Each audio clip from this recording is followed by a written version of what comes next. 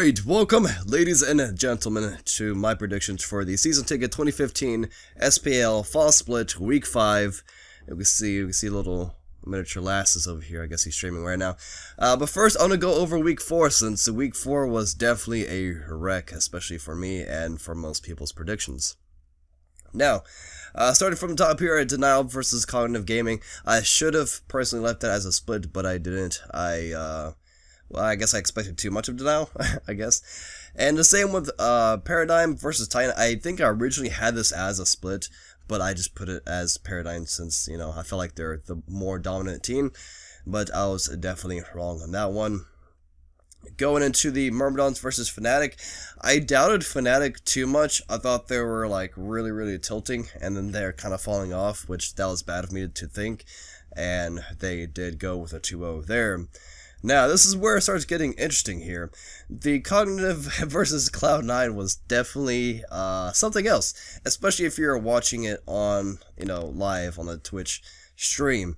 Now, the reason why they did lose 2-0 to Cognitive Gaming was because their jungler, Anderster, did disconnect for both games, leaving it a 4 versus 5 for both matches. And yes, Cloud9, they did use all their pauses that they could use, but the rules are rules, and you know, they can't like reschedule the match, or they can't have a sub come in. That's not even a feature yet. That would be a nice feature if you could have like a sub just come in, but you know, Anderster is a shot caller for them, so he's not exactly replaceable anyway. So that is that. They did lose 2-0. We saw something similar last week, week 3, when it was Eager versus Denial, I believe. And game 1, Eager was they're really dominant in that one. And then they had a DC from their solo laner Omega, and then they lost the match.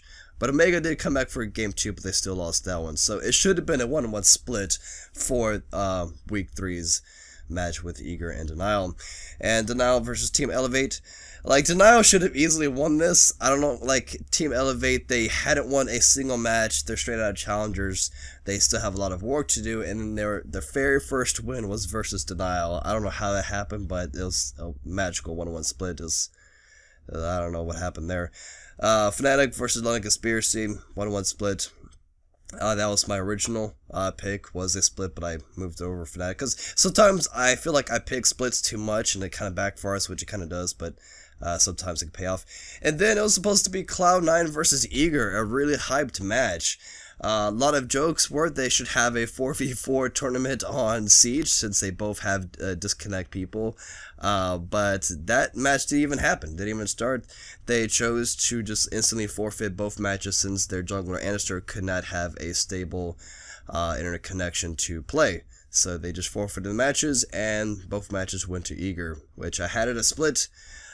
And it kind of backfired on that one. So that was a monster wreck on that one. Going to week 5 here.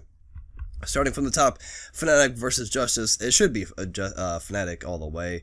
I don't really see Justice picking a match off of them.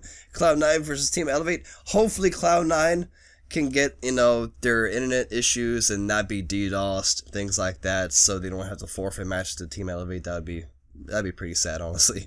So hopefully if everything goes well, Cloud9 should definitely be winning that one. Next we have Titan versus London Conspiracy. It should be a pretty cool match to watch, but I feel Titan is still the more overall better performing team. They still have their full roster, and London Conspiracy, with the roster changes, they have more to learn and synergize. AFK Gaming versus Eager, another really great game to watch.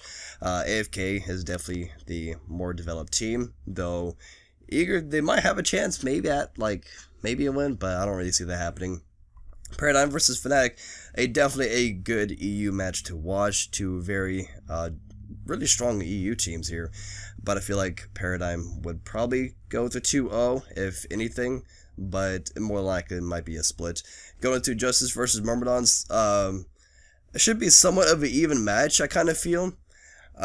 Since they're both just straight out of challengers, and they're both on the kind of like bottom section of the European side, so it could be a 1-1 split, but I feel Myrmidons is just the slightly better team here.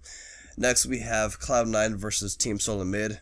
Again, if there's no DDoS problems with Annister, things like that. This is another really great game to watch here. I feel like it would be a split. If anybody was to 2-0 here, I would put it as Team Solo Mid for sure. Next, we have Team Elevate versus Cognitive Gaming. Cog is definitely the more developed team here. Epsilon versus Titan, another really great match to watch. Epsilon has been flawless. They've been like the AFK, so to speak, for the European side. They're just doing so good this split. And if anybody was to go 2-0, it would definitely be Epsilon. I would be happy if Titan pulled a split between this one. That's definitely possible, but we just have to see. Next, Another Conspiracy versus Dig, have it as a split. AFK Gaming versus Denial. Denial has maybe a chance at taking a game off them. I mean, in history, they did take games off TSM, but AFK kind of beats TSM, but I don't know. More than likely will probably be a 2-0 from AFK. And then we have Eager versus Enemy. Now, Enemy is doing really good this split, actually.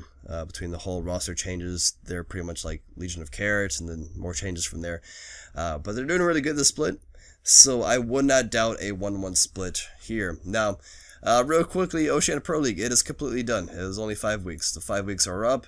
We have Latin America Pro League. They have the 10-week schedule just like the normal SPL.